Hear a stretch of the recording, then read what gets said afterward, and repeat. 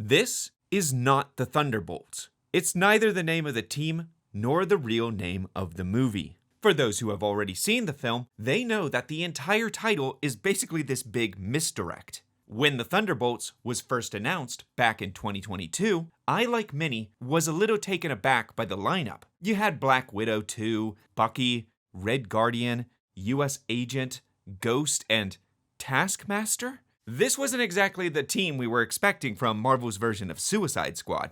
Where were the villains? Abomination, Justin Hammer, Bullseye. Where was Baron Zemo, the leader and often face of the team? Why was the lineup mostly heroes, a couple anti-heroes, and, as, Yelena put it, a bunch of people that like to just shoot and punch? So what, do we all just punch and shoot?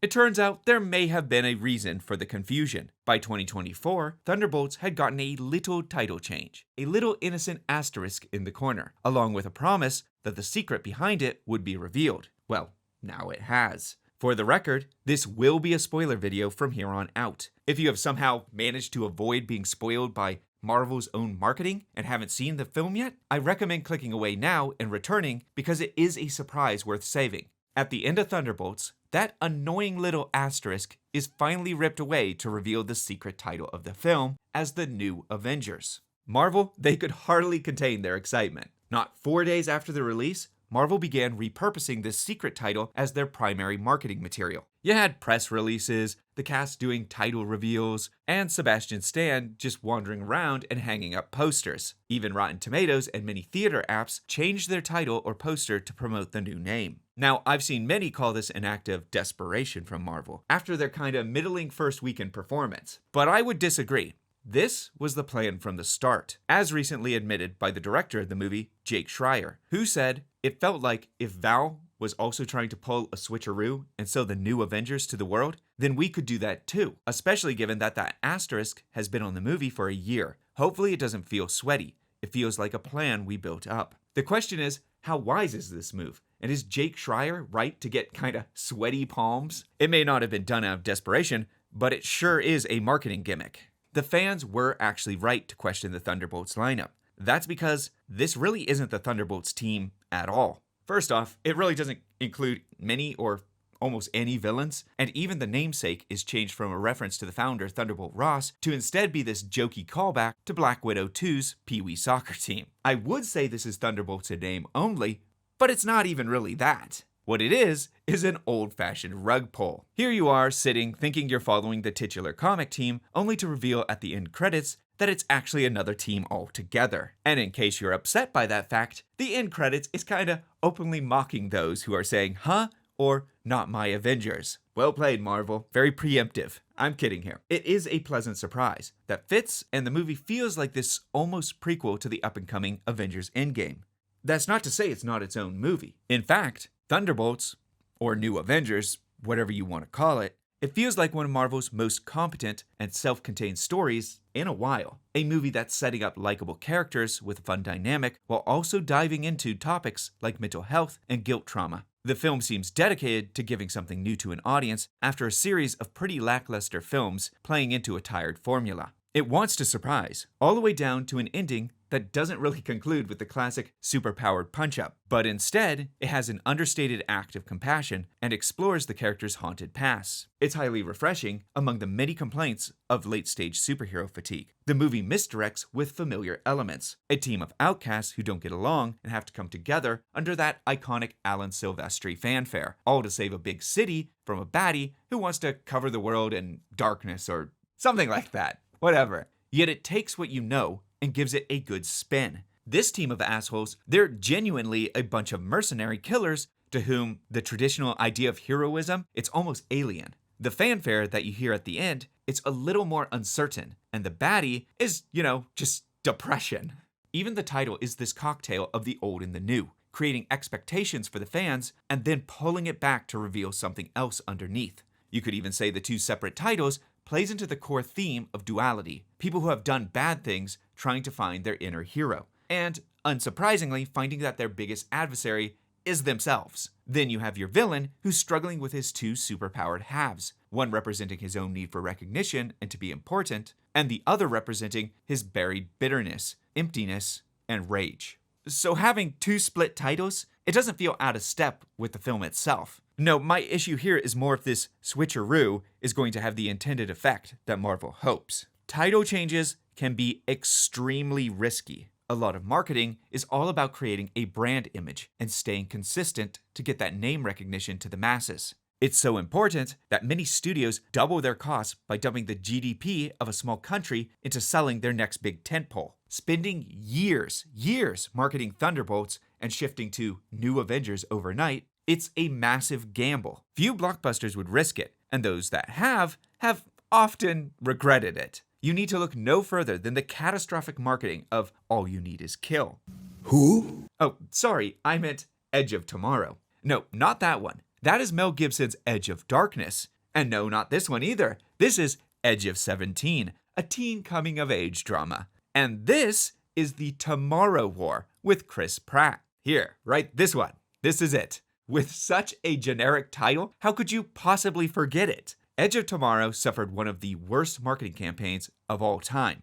The original memorable title may have been just complete nonsense, but even the stars, Tom Cruise and Emily Blunt, expressed how they wished the movie had kept All You Need Is Kill as the title. It's catchy nonsense. Though the movie was widely well received by critics and audiences, it struggled at the box office, and as a result, the marketing pivoted for the digital and physical releases. It tried to rebrand the movie under a much more catchy logline: Live, Die, Repeat.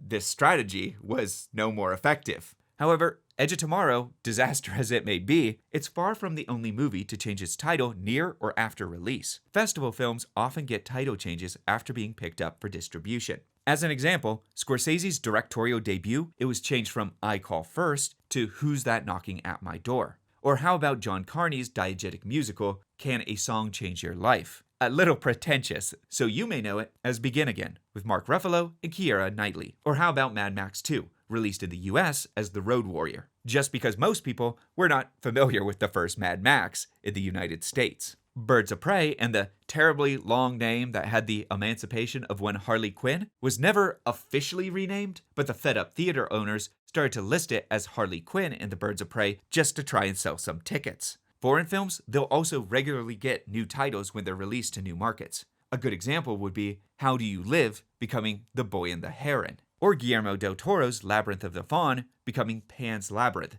Despite the Greek god Pan, he was never actually in the film, and he's never even referenced in the film. Or how about older films that get completely retitled when they're re-released? Erich von Stroheim's The Pinnacle was renamed to a more Cecil B. DeMille-esque Blind Husbands. It was trying to cash in on the infidelity drama craze. Or to go with maybe a more well-known one, most people nowadays know the World War II Disney package film, Fun and Fancy Free, as Mickey and the Beanstalk. A rebrand doesn't necessarily doom a movie. In many cases, it can help advertise to a wider audience or a newer generation. Now, I will put in a caveat that Marvel hasn't officially said that the secret title is the real title. It could just be a fun title surprise at the end of the movie, or more likely, part of a long-planned, complex marketing campaign. Again, the whole point of this is brand recognition. There are trailers, billboards, and Wheatie Box tie-ins. All of this is a massive industry within an industry, partnerships with big corporate brands, and millions spent on merchandising. A good movie can take a limited marketing budget and work wonders, turning the most unknown film into a huge hit. Here's looking at you, Blair Witch Project and John Wick. Two movies that felt like they came out of nowhere and are pretty much household names. The Blair Witch Project, which was made for pretty much the lint that was found in the producer's pockets, it marketed itself as real found footage, something that actually happened. John Wick marketed itself as Keanu Reeves' redemptive return to action.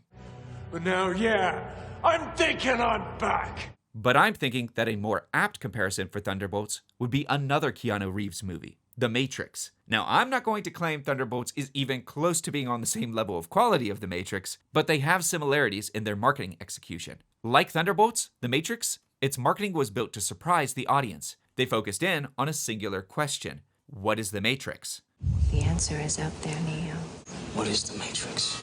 Unfortunately, no one can be told what the Matrix is. You have to see it for yourself. The trailers wanted to entice people to find the answer. The movie came out to knock people's socks off. What felt like untrustworthy, mysterious marketing, it ended up feeding into word of mouth and turned The Matrix into a pop culture staple. A solid surprise, it can help to snowball interest. This is also why it's a little head-scratching to me why Marvel is spoiling a perfectly good surprise. And it's not that they're just spoiling the surprise, they're kind of spoiling the ending of the entire movie. The reveal that Julia Louis-Dreyfus, her devious villain, digs herself out of a hole by recruiting the anti-heroes to be the next Avengers is a good twist ending, an intriguing way to cap off the film. I left the theater eager to find out what comes next. And I'm not going to get all hyperbolic here. Revealing that they become the new Avengers, this doesn't completely take the wind out of the sails. After all, The Avengers was also a movie about the Avengers all coming together, and knowing the title, it doesn't really spoil that character journey. But for the Thunderbolts, it does spoil it a little bit. And this is a spoiler that they've now made impossible to avoid. It is on your cell phone screens, up on massive billboards on your drive to work, and even on your theater app when you're just trying to buy a ticket. It is pretty hard to avoid at this point, and that sorta is the point. Let's be honest here that the Avengers brand puts butts in seats. There is no doubt that they will sell a lot more tickets under the new Avengers than they ever will under Thunderbolts. Even as I speak, it's been reported that since they switched marketing tactics, the movie has seen a 49% jump in ticket sales since Monday. It's generating buzz and interest. They are going to get a huge boost from this. I know that. I know that. I'm not stupid. I'm smarter than you. And it's not a bad thing to get more people into the theaters. After all, it's one of their strongest films in a while, even if I personally wish there had been a bit more meaty action in between the banter. And I know, I just said I liked that the movie didn't end with a big punch-out. But when you really look back on it, the movie only has about 3 big action set pieces.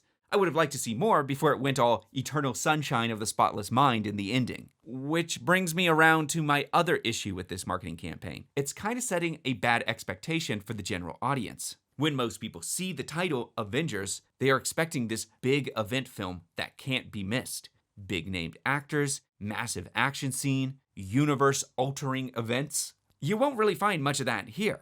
You will get elements of an Avengers film. A lot of charismatic actors and likable characters, outcasts with big egos having to form a team, a possible world-ending event, but all of it's on a much, much smaller scale. In some ways, that's one of the film's greatest strengths. But for those going in with the expectation that this is a new Avengers movie, they may walk out feeling the movie is lacking in action and big, money shots. Jake Schreier comes from a background in television and very character-focused pieces. Most people will know him from his fantastic Netflix series Beef that sees a parking lot fender bender and road rage spiral out of control. Or maybe you'd know him from Robot and Frank, about an old ex-thief who uses his support robot for one last crime. This is more what he's usually working with, smaller scale conflict. Here, he's bringing in his solid work in character interaction and development. What he sacrifices in scale, he gains in emotional connectivity. In many ways, Thunderbolts is almost the anti-Avengers movie. Those who come in expecting big explosions and major narrative shifts will instead find small-scale interpersonal drama, comedy, and commentary on mental illness. All of this is great on its own, but it's not exactly to the branding of the Avengers. It used to be that an Avengers film closed out each phase and brought plot lines together into a massive conclusion. Thunderbolts, it exceeds expectations, but do we need to put it up against the films that celebrate the excess of the MCU? And to reiterate, my issue here is not with Thunderbolts as a movie. I've been nothing but praising the film for the entire video. And this rebrand, it honestly doesn't affect me in the slightest because I saw it opening weekend before they decided to spoil it for everyone else. But I can imagine a lot of frustration from people who couldn't catch it the first 4 days and had the ending just sort of told to them by, billboards and advertising. This may very well end up being a good monetary choice for Marvel while the audience suffers a lesser narrative experience. However, for those who didn't care about the Thunderbolts, or for those who are starting to feel disenfranchised with the series, this is a good way to get people's attention again, and get people to actually sit down and watch a movie that has a spark of inspiration. It is a step in the right direction, and maybe that's worth some sacrifice to give the film a fighting chance. That is all any movie is really looking for. Tickets bought, popcorn in hand, and for an audience to get to experience it as it was meant to be experienced, on the big screen. If sacrifices need to be made to get a crowd through the door, who am I to judge harshly? And that's where I'm going to end this one. Let me know in the comments, is Marvel making a big mistake with their marketing on this film? Should they have waited longer to reveal the secret title? Like maybe more than 4 days would have been nice. Give this a like and a comment, and be sure to subscribe for more historical film flashbacks and modern movie analysis. As always, please keep those reels turning. Thank you.